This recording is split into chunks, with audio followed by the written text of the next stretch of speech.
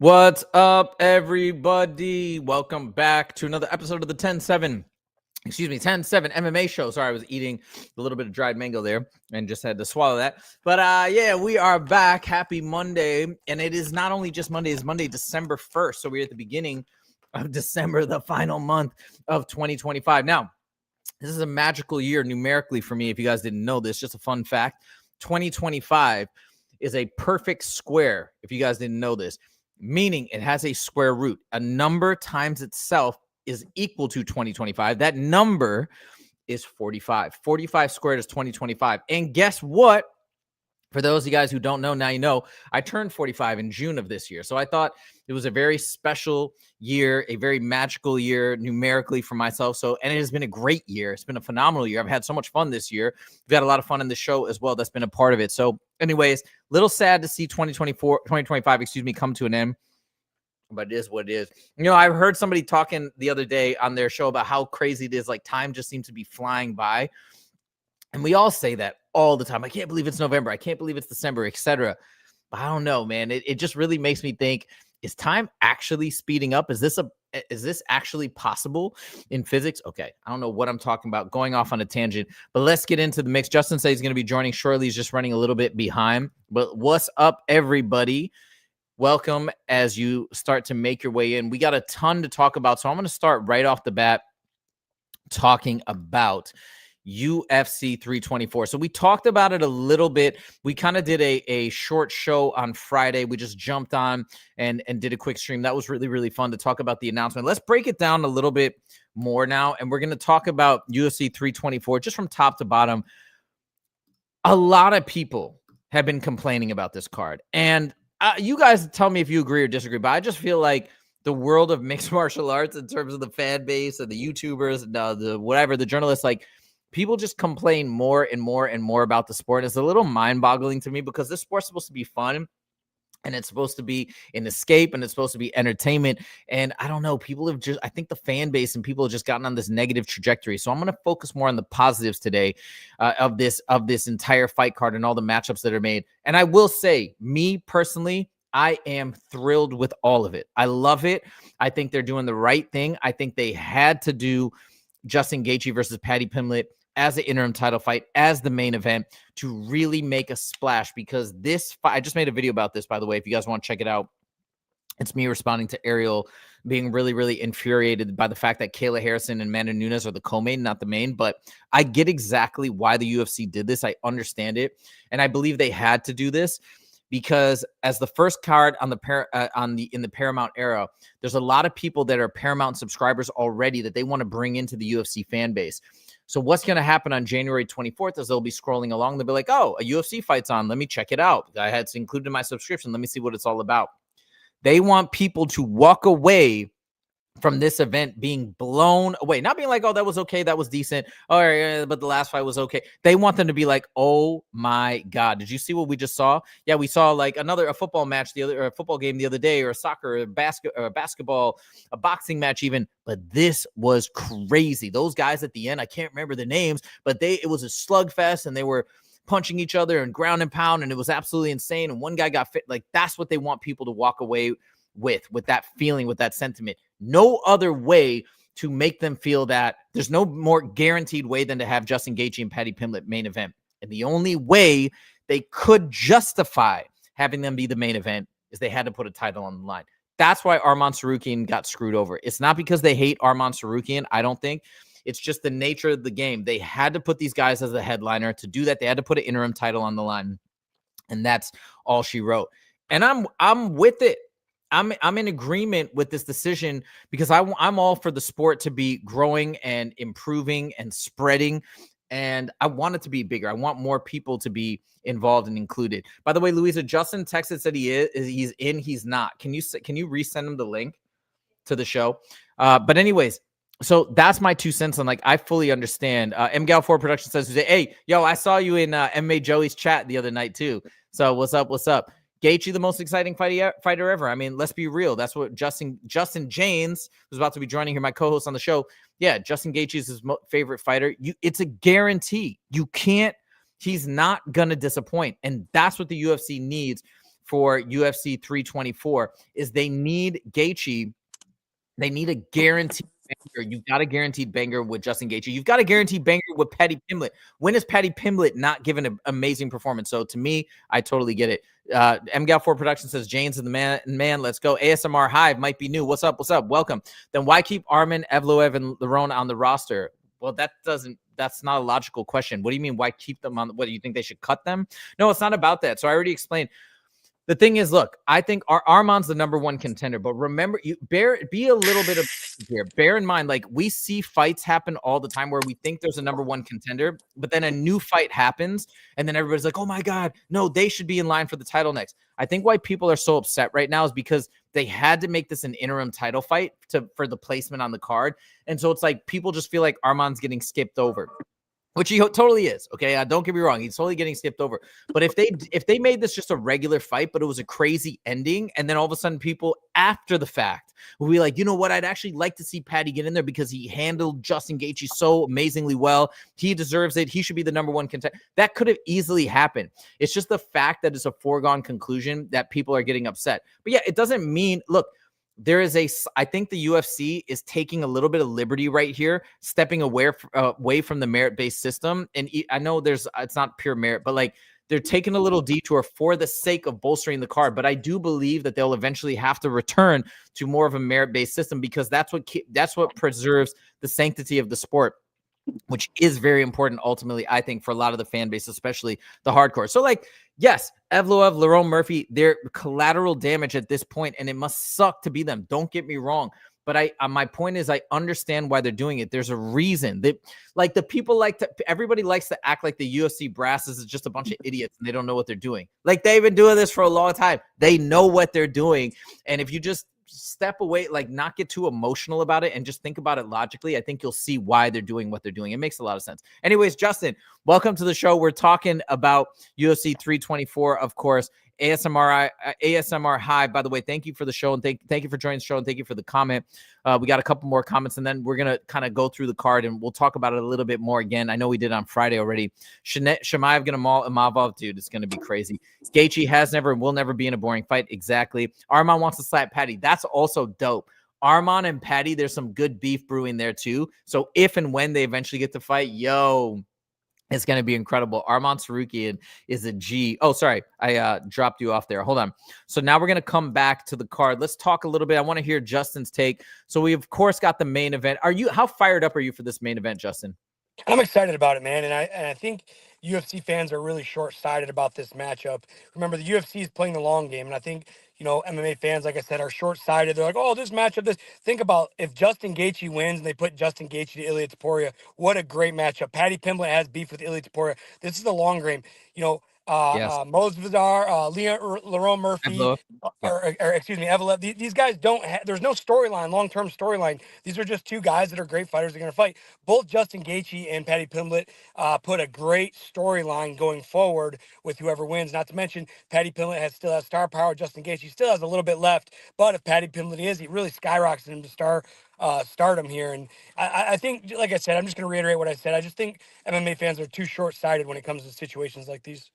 I got to give ASMR Hive credit. Look at this. So, hey, thank you, man, for saying this. He goes, yeah, that's true. At the end of the day, continues to build the company. It keeps the lights on 100. Yo, it's rare. It's rare that somebody can have a position and then they hear another position and they're open-minded enough to be like, okay, I can see the logic behind that. So I really appreciate that. Sometimes I feel like when we're debating in the sport, and again, that's part of the fun of the sport, we can just agree to disagree, right? But most of the time it's like two people are just going at it and nobody comes away with any like mutual understanding. So I appreciate that, ASMR Hive. Because again, listen, I'm just trying to approach this from a logical perspective and just try and understand what their thought process is. And that's the conclusion I came to last week when all these fights were announced. If you watch my reaction to 324, I'm actually figuring out in real time. I'm like, oh, well, this is great because they're going to fight each other. And then we're going to have Arman Tsarukyan fight Ilia in the fall. So everything, wait a minute. Wait, this is the interim title.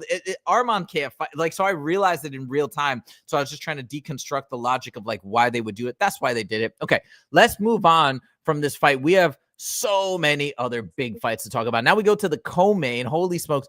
I know, Justin, I don't want to make a generalization here, but like in general, maybe you're not always tuning in that much as intently for the female fights on average, let's just say. But this fight is a little different. We got Amanda Nunes and we got Kayla Harrison, who does not pitter patter around. She's there to smash and destroy and to dominate. So let me ask you, are you excited about this one in particular, and how excited are you?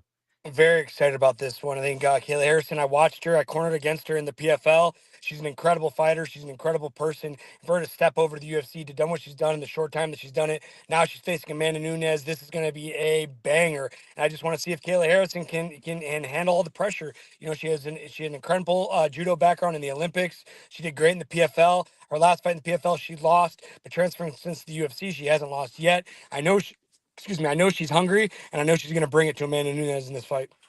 I totally agree. By the way, I want to highlight a comment from somebody new to the show, AJF7979. I'm fine with the placement of Amanda Kayla, but it should have been Arman and Gaethje for the interim. I would have been fine with that as well, but you gotta admit, Patty versus Gaethje, there's something special about that. And if Patty does win, which I believe he will, he's gonna get on that mic and go berserk. It's gonna be dope. That's why the UFC did it. It just sucks for Arman, but like, it is what it is. Did I cut you off, by the way? Were you gonna say something? Nope, no, I was going to, but I wanted you to finish your thought. I mean, Arman Tsarukyan is an incredible fighter, but you got to look at him as a whole. He's an incredible fighter. But yeah, I don't know, man. Like, I don't know. It's hard for me to get behind people. I don't know. I need to phrase this right so I don't sound ridiculous. But Arman Tsarukyan, when you look at someone like me, as I've been at the bottom of the barrel, been gritting my whole life to get that chance to fight in the UFC and to get a payday. Arman Tsarukyan does MMA because he loves it. He doesn't need the money. He doesn't need any of that. He comes from well-being, from my understanding. When you have someone like Patty who's came through the slums, he's went through it, he's done this, he's done that. You have more I have more relation to Patty Pimblett. Not to mention, I just think Patty sells fights more than these foreign fighters. I know Patty's foreign too. Oh, but when you look at like Arman, he just doesn't sell fights very much. Oh, I'm tough. I'm the best. Yes, he is, and he deserves the #1 contendership. But when you talk about viewership and sales, I mean, I just don't think Arman can hang with Patty Pimblett. I think to the casual fan, Patty people can get behind Patty. He has a much better backstory, and the guy talks incredible shit. I just don't think Arman sounds incredibly intelligent when he's trying to talk shit. And it could just be go ahead. No. Go ahead. Finish your thought. Sorry. I just say it could just be because it just doesn't translate into English well, and he does speak great English. Don't get me wrong, but Patty Pimblett just sells, man, and Arman Tsarukyan doesn't. Okay, so I wouldn't say Arman Tsarukyan. I'm gonna partially agree with you. I don't think it's fair at this point to say Arman Tsarukyan doesn't sell, because I think he's getting a fan base behind him. And if you actually listen to his trash talk, is actually phenomenal. But if we're talking about the casual fans, the broader base of also even potential fans, Patty is going to be more engaging. Patty is going to be better on the mic. Let's just be real. And Patty's fight style is amazing, although Arman's is incredible as well. But if, like what I said in my video, is the UFC needs a guaranteed grand slam out of the main event. They can't play around with any chances that it has to go perfect. This is a guarantee. Patty Pimblett versus Justin Gaethje, it's guaranteed fireworks. It's guaranteed actions, guaranteed amazing post-fight speech. Even if Gaethje wins, it's going to be amazing because people just love Gaethje so much. He's just so raw, authentic, and real. But like, I think Patty's going to get it done. He's going to go on the mic, call out Ilya. Like, yo, it's going to be lit. So that's why they're doing what they're doing. And yeah, I get what you're saying. From Arman's the #1 contender. What are they doing? That's why they're doing it. MGAL4 Production says Nunes by knockout. Nah. Kayla Harrison by ground and pound. I think we lost Justin, so maybe Justin will have to rejoin. MGAL4, am I there? Oh yeah, you're just not on camera. I can hear you. I'm with you, Justin. James Gaethje is awesome. Let me close out because it says. Yep, pop back on, and then yep, he's done so much for the UFC. Arman Benoit just to kill time. Okay, let's get back to looking at this card once again. So then we got Sean O'Malley versus Song Yadong. What another banger. Okay, we're gonna see if it's gonna be Strikers Delight #1, and #2, we're gonna see a superstar in Sean O'Malley come and compete. So the fight itself will be amazing. It's a chance for Sean O'Malley to get back into title contention. All around amazing. Then we got Salsa Boy, the new rising star, the guy who's coming to save the heavyweight division. He's coming up against Derek Lewis. Yo, are you a fan? How big of a fan are you of Derek Lewis? I imagine you got to like him. Oh man, how can you not like Derek Lewis? Has some of the best post-fight interviews out of anyone in the history of the UFC. He's very relatable. He's honest. He talks about how he doesn't even want to fight for a championship because he doesn't want to fight 5 rounds. And when you just see that honesty, it just glares through. And there's nothing more than I like than someone honest, because a lot of people get out there, oh yeah, like I hate it when guys finish a fight and like, oh, I wish the fight would have lasted longer. Like I just hate when guys say that. It's just not a true statement. And Derek Lewis is honest. He's just honest from the core, man. And how can you not like that? That's what we want in this game. That's why we love it, is because it's real, it's raw, it's not WWE. We want to see the real guys. We want to see the authentic guys. By the way, AJF 7979 is back in the comments. He says, what are you guys' thoughts on the 145 rematch? So we're going to talk about that. That's actually topic number 2. So we'll get to that, and we'll give you our thoughts in a moment. And he also says his trash talk is great, though. El Pato. Dude, Salsa Boy's going to get this done. He's going to get a title shot next. It's going to be amazing. He's going to fight Tom Aspinall. He's going to roll up dressed as a pirate. I can't wait. Okay, we got more. Look at this. John Silva. Is John Silva ever in a boring fight? And Arnold Allen, I heard that he was moving up in weight, but I guess he's staying in his weight division right now. But he's taking on John Silva. That fight's going to be a banger. I don't know if you're a big fan of Arnold Allen or not, but what do you think of John Silva? I mean, he's exciting from front to again. Just another exciting prospect. He has a great fan base. He has a lot of momentum. I know he lost his last fight, but this is a great fight for him to get back on track. I'm really excited for this matchup. Anytime the fighting nerds are in there, I'm tuning in.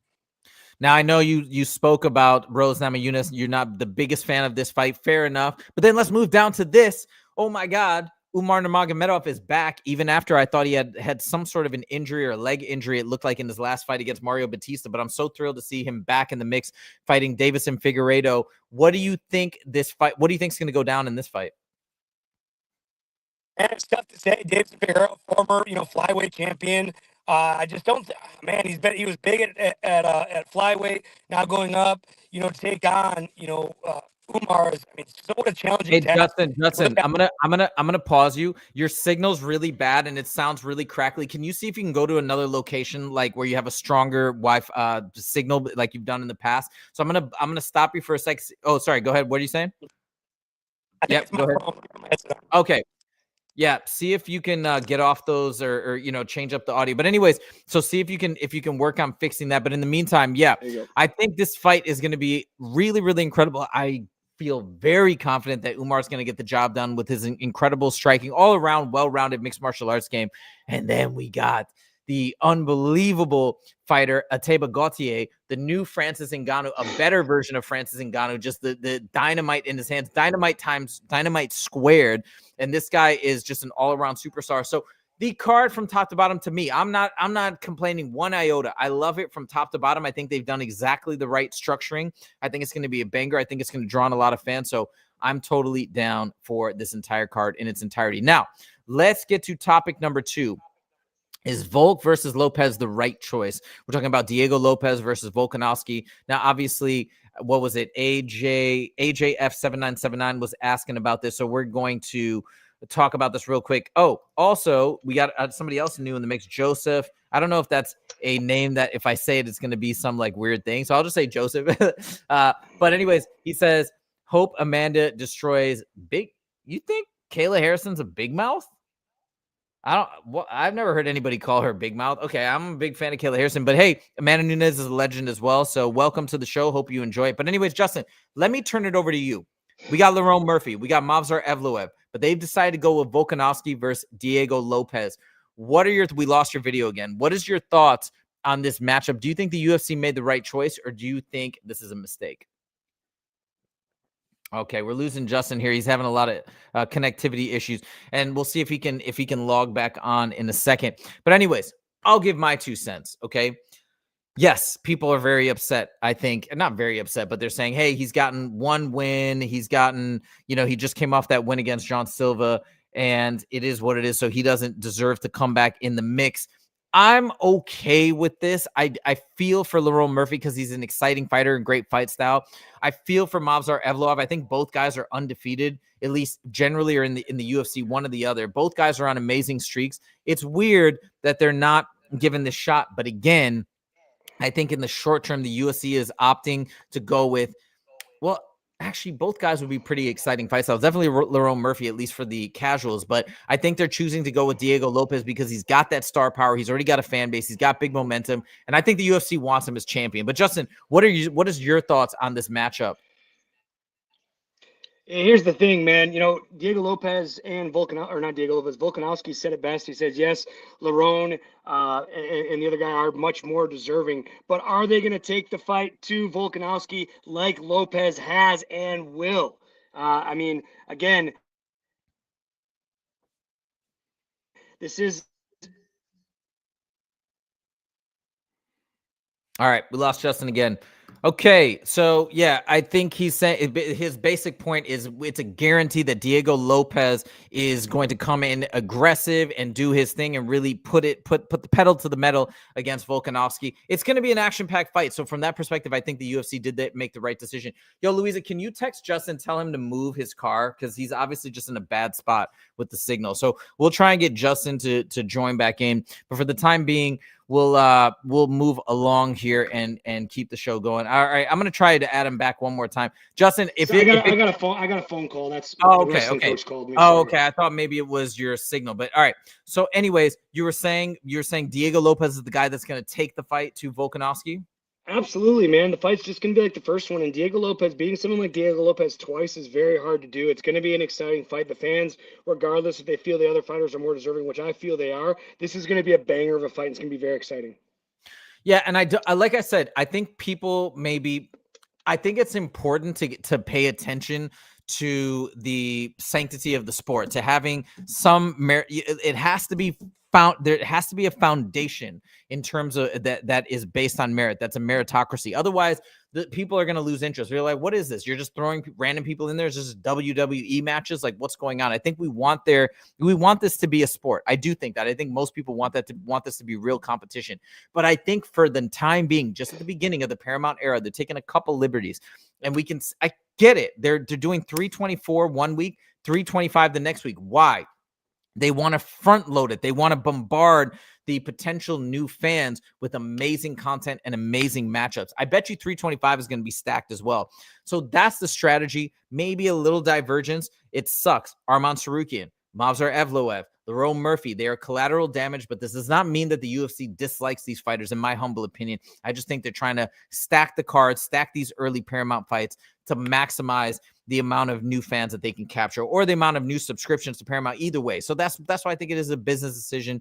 It is what it is. Okay. That's all we got to say on that. Now, Justin, guess what we got over the weekend? I don't know if you saw this. We got an update from Tom Aspinall. Did you hear about this? I heard that he has to have eye surgery.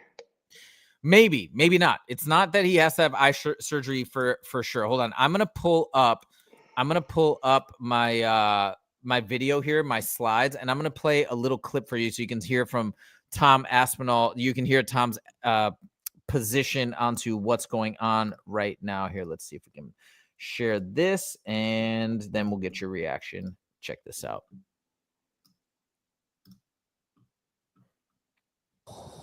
What's next for me? Oh, sorry. There we go. Now it looks good. What's next for me right now is there's talk of surgery on the eyes. We've got to see how it goes over the next few weeks. Obviously, that's down to the specialists and stuff, but I'm not in the gym training at the moment. I'm not doing anything MMA-wise at the moment. I'm just following the doctor's orders right now and seeing what happens with the health. And obviously, you've been a massive help to the UFC. You've taken a fight on 2 weeks' notice. You've taken a fight in the middle of the night, been backup fighter for Jones versus Miocic, and then obviously the whole John Jones saga. How do you sort of see this going forward for yourself with the UFC?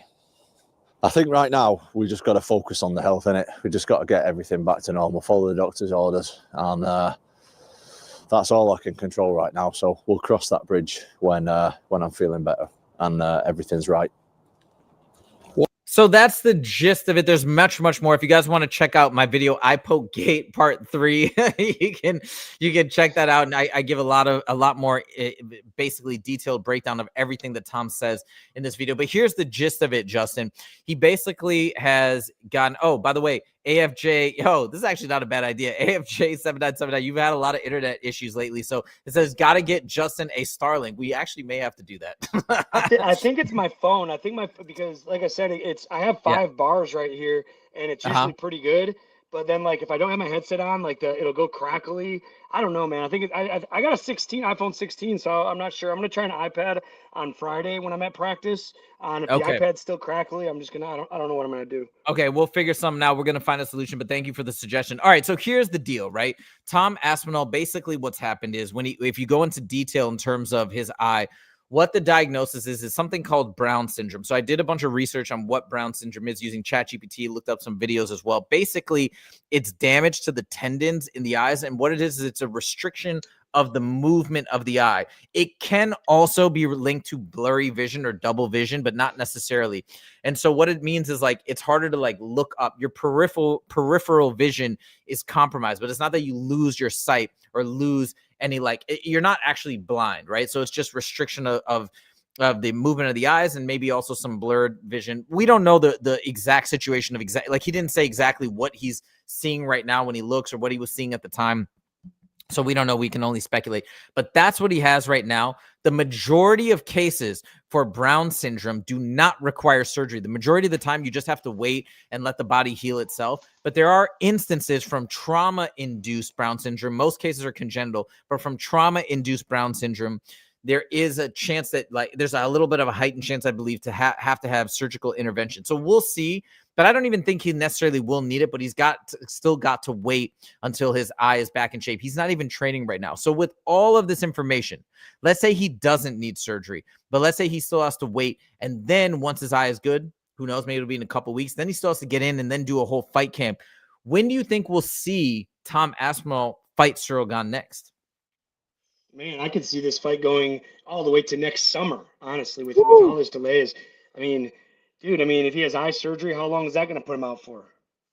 Exactly. And Bilal Muhammad actually talked about this. He said when you get eye surgery, it's the worst. You have 8 weeks where you can't do anything. You just have to sit very carefully with your eye. You can't move around. So that if he does have eye surgery, that's going to be delayed another 8 weeks, 10 weeks, 12 weeks before you can even get into training camp. Justin, let me ask you this. If that is the case, if he does have eye surgery and if he does have to wait all this extra time for his eye to get better before he can get back into a training camp, do you think the UFC will strip Tom Aspinall? Justin, you there? All right. I think Justin is, I'm going to, yeah. Okay. Well, I think that actually Tom Aspinall, I think he will be stripped if it is some sort of a massive delay. If you're saying he can't fight until the summer, I think that with what's going on right now with Salsa Boy in the division, just making a big splash, big impact, I could easily see that they might eventually just say, hey, Tom, man, you're sitting out too long. We're going to strip you. On top of that, I bet you the UFC wants to strip Tom Aspinall right now after all the things he said about wanting to go box, not wanting to sign a contract extension. I bet you that would be perfect for the UFC. What do you think? Do you think they'll strip Tom Aspinall if he's not able to fight until the spring or the summer? I don't think so, just because of how long they waited with John Jones, especially if it's a medical decision. Regardless if they want to or not, I don't think they will. I think it just look bad on the promotion, especially for how long John Jones stayed in there. Do you think if he doesn't fight till the summer that they do an interim title fight with Salsa Boy versus Gane? I can definitely see an interim title fight, and then they can do champion versus champion, just like they're doing with Justin Gaethje and Pimblett right now. And just like I talked about, they need X amount of championship fights. So what a better way to build a champion versus champion fight? MMA Joey made a long video last night saying that he thinks Tom's report and the stuff that he posted on his Instagram from the medical report, he thinks Tom Aspinall is making it up and is exaggerating the report. I don't know though. I feel like that'd be a lot to go out there and fabricate stuff or fabricate the medical reports. I'm not convinced, but he did kind of make a somewhat of a interesting argument about that. Do you think a fighter would ever do that? Would do something like that? Try and modify or tweak the medical report to make it look more severe than it really is? I sure hope not. Yeah. I mean, that would just be terrible, man. And talk about, geez, man, what, especially at the level he's at now. I could see it happening at the amateur level. I could see it happening at the early pro level. To be at the UFC champion, for you to do that, that's Bush League.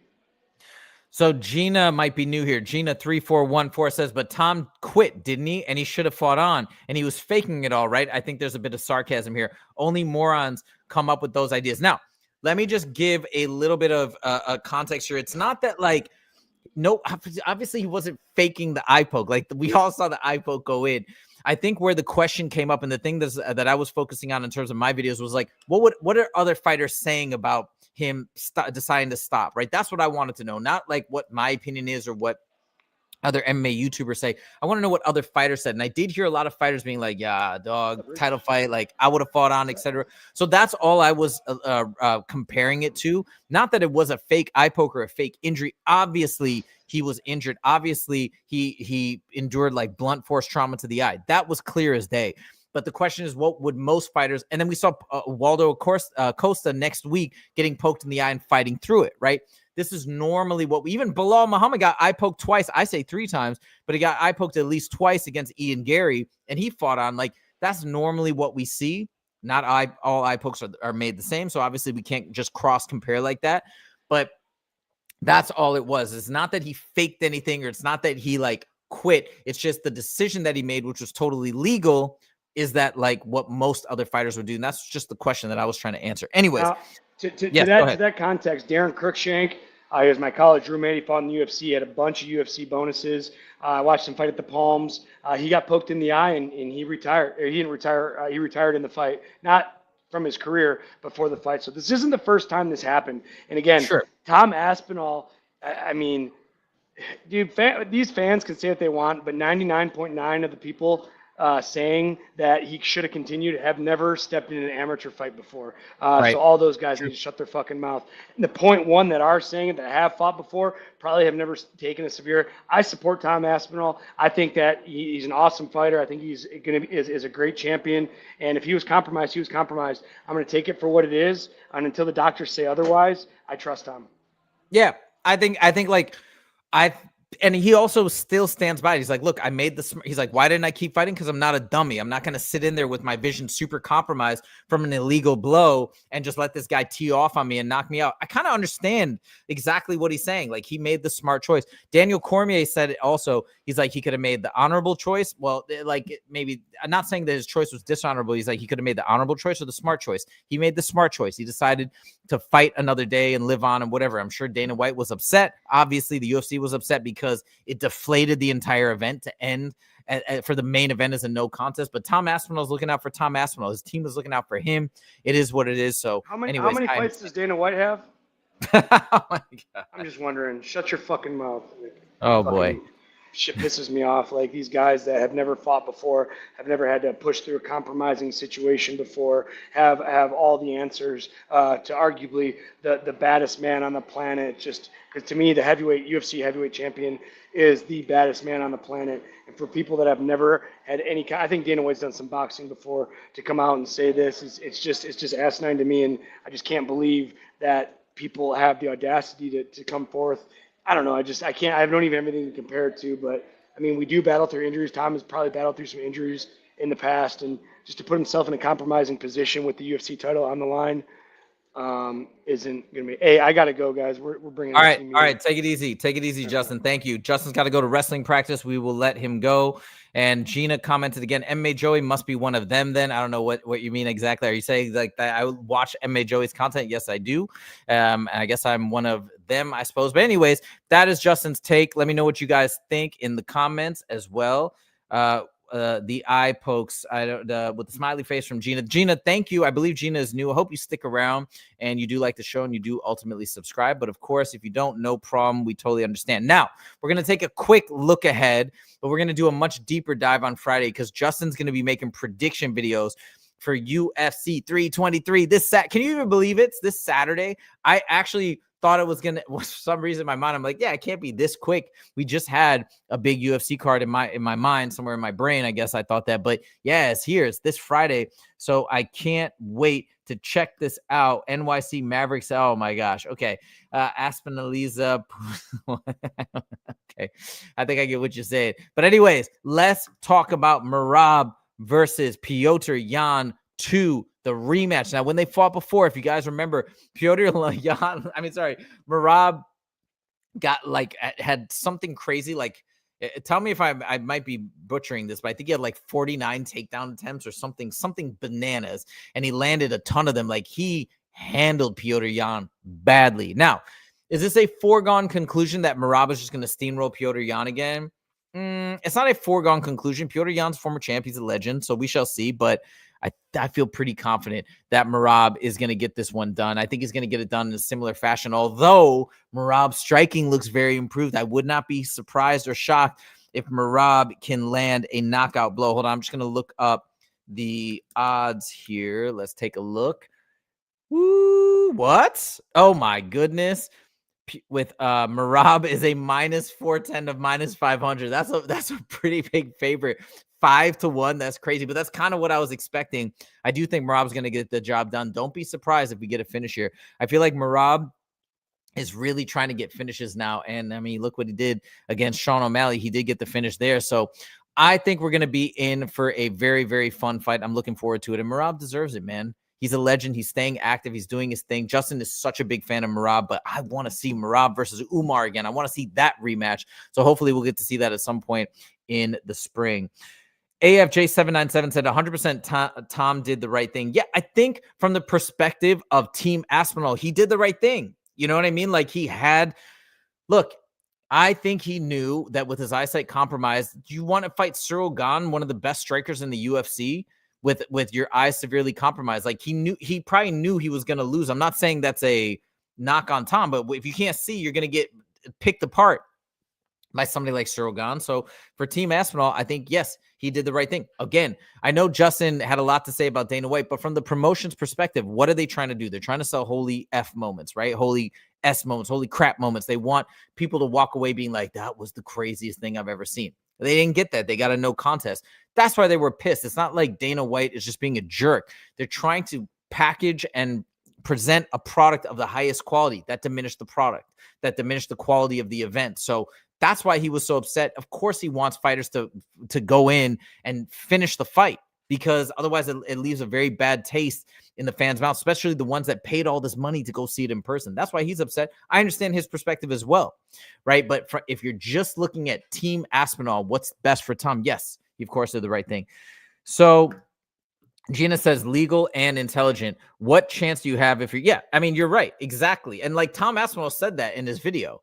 He knew he was going to be in major, major trouble. Now, have other fighters fought through it and had blurry vision, and have they talked to it? Yes, they have. But it doesn't mean that Tom, therefore, has to follow that protocol. Again, I was just trying to look at it through the lens of other fighters, what they've done similarly situated, just to get my head around, what the decision-making process was. Was it a fair decision? Was it fair for Dana White to be upset? In all the times when I've tried to analyze the situation, that's the lens through which I'm viewing this entire situation. Number two, Gina's got a couple points here. So number one, what chance do you have? Number two, all these fighters want to risk blindness. And yeah, look, I talked about this in the video over the weekend. Bilal Muhammad talks about this. He's like, yo, it's crazy. People don't realize, the fans don't realize, like, it's a scary thing. Eye surgery sucks. And then you're wondering, will you ever be the same? Or you're wondering if you're going to lose your sight. Michael Bisping lost the sight in one of his eyes. Shara Bullet lost the sight in one of his eyes. So there's a lot that we as selfish fans may not always consider for these guys. I mean, this is their life. This is their life. This is their health. This is their ability to be there for their family and their kids. And so, yeah, you bring up a very good point. There's a lot of things to consider. Gina, how fair is a fight if one person commits a bad foul, compromises the other fighter? Yeah. Yo, you're preaching to the choir. I'm with you here. I actually think eye pokes should become a strict liability foul. Now, you can't say that in hindsight, and we can't say, hey, a point should have been taken away de facto, because that's not the typical protocol. But I would be totally cool if they eventually make it a strict liability foul, so that regardless of intent, you're just getting a point. You know what I mean? Look at the instant replay. If it was indeed an eye poke, boom, take a point away. Even if somebody, I think Justin at one point mentioned, well, if we make it strict liability, people might fake an eye poke, but I think that could be easily solved with a quick look at the instant replay. Nope, that wasn't an eye poke. Okay, you're going to be penalized, or, something like that. Like I'm sure there's a way around it. Gina says there were 3 eye pokes in total. I thought there were only 2. Double check that, because Tom said himself that there were, unless you're considering the double poke like 2 in 1. But Tom in the video said he had been poked once before, not twice before.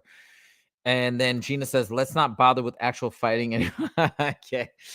I see you're very passionate about the eye poke situation. No, you're right. And I think a lot of people have recognized this. They were supposed to amend the rules like the next week. But then the commission ended up not doing that. So we'll see if they eventually amend the rules. But I believe something is coming. NYC Maverick says, Gina, you do know Aspinall doesn't know who. Oh, yeah. Why, but I respect Gina's taking a stand and she's just voicing her opinion. I don't think she's necessarily trying to kiss up to Tom Aspinall. It's just that's her stance. But like, I get it. I do agree with you, Gina, in some respects, in the sense of I think a rule change will be good. It sucks that people get poked in the eye and they have to fight through it, and now they're impaired for the rest of the fight. It happens all the time. It happened with Bilal versus Ian Gary. We just saw it.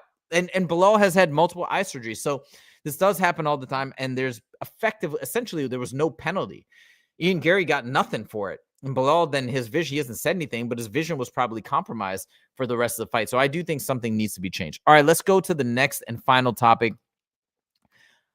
I cannot wait. There's a lot of good fights on 323, but this is probably, I got to be honest, this is kind of my favorite fight on that whole card. And I think it's legendary that Cejudo is willing, or maybe he was forced to take this. I don't know. But the fact that he's willing to take on an up-and-comer like this, and Payton Talbott is so pumped for the fight as well. He recognizes that it's an unbelievable opportunity that he couldn't pass up, even though it's a difficult fight for him.